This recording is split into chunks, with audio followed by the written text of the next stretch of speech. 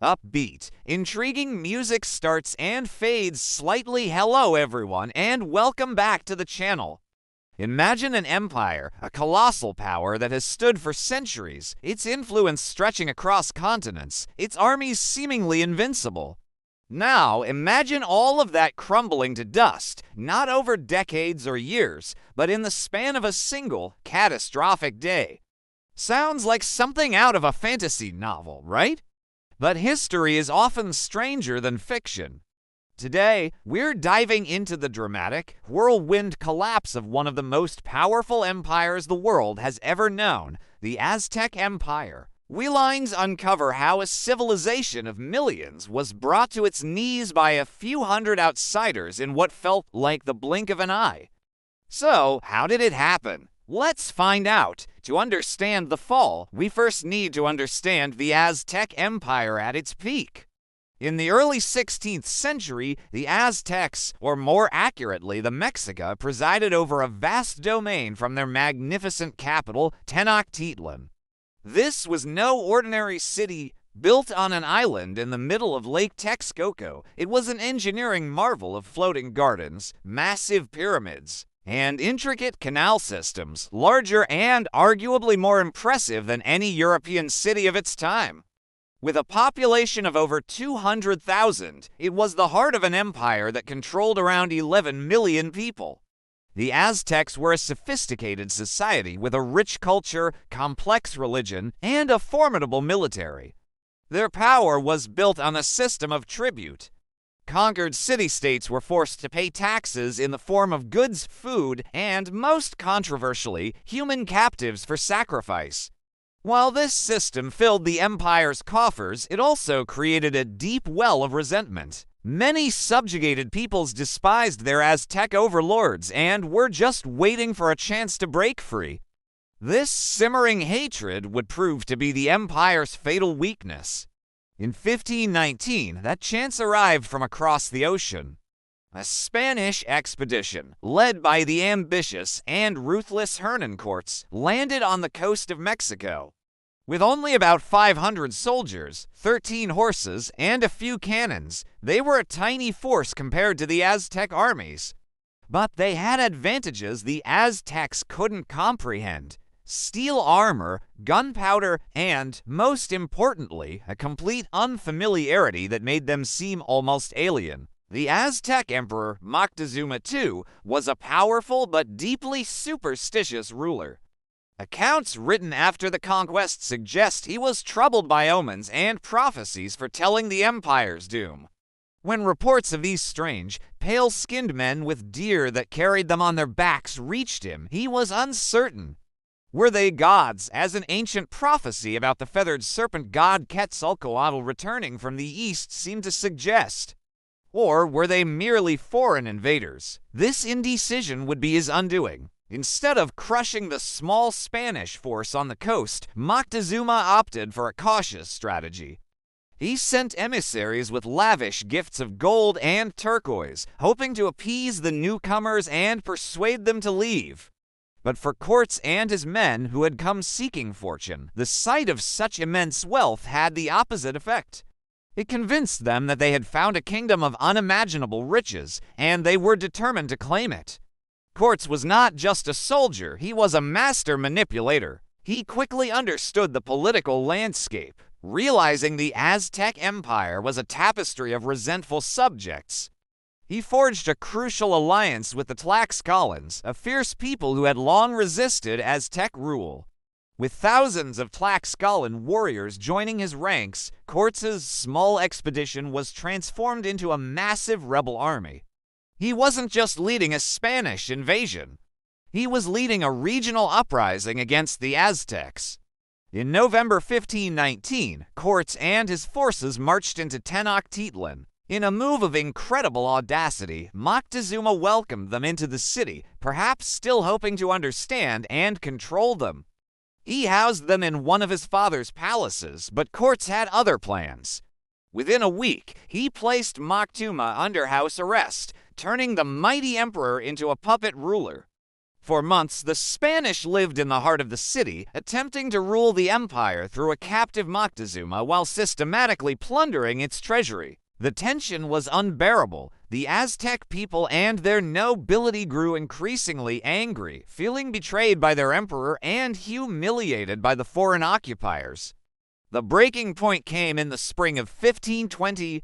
Cortes had to leave the city to deal with a rival Spanish force, leaving his hot-headed lieutenant, Pedro de Alvarado, in command.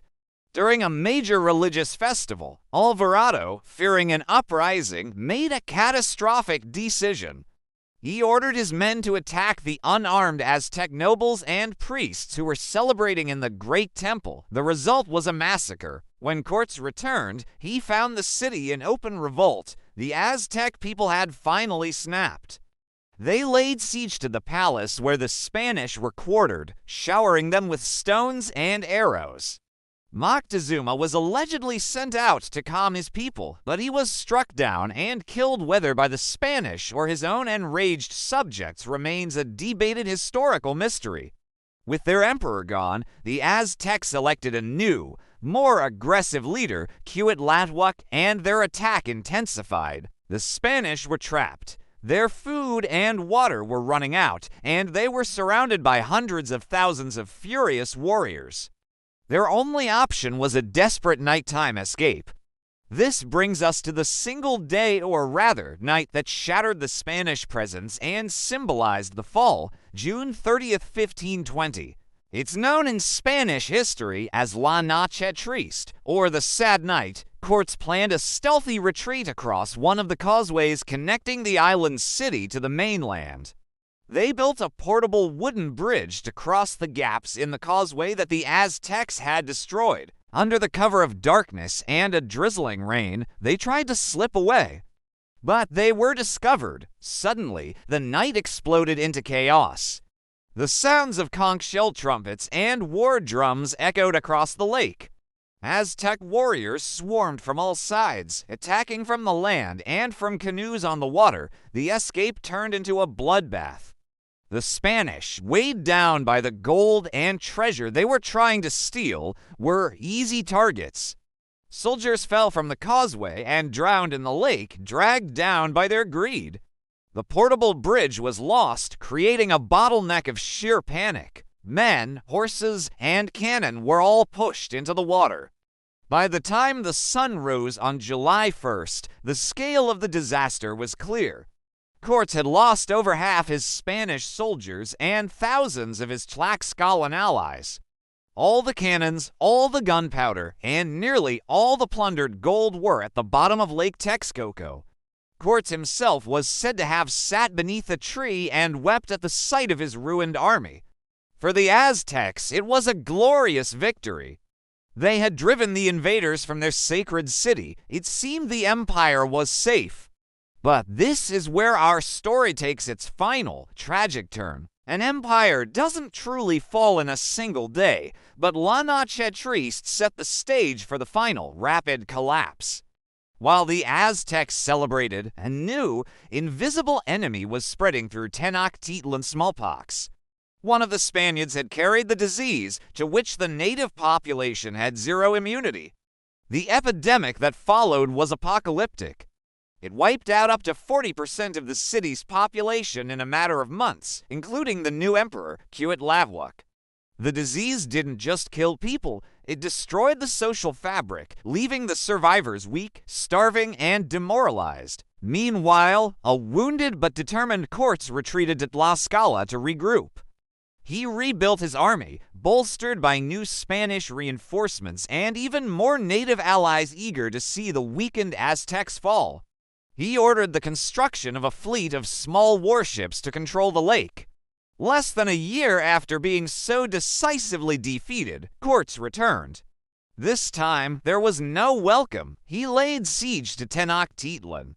For 80 days, the city, ravaged by disease and starvation, held out with incredible bravery under its last emperor, Cuauhtémoc. The fighting was brutal, street by street, house by house, but the outcome was inevitable. On August 13, 1521, the city finally fell. The magnificent Aztec Empire, a civilization that had flourished for a century, was gone. So, did the Aztec Empire fall in a single day? No, but La Noche Triste was the pivotal moment, the bloody turning point.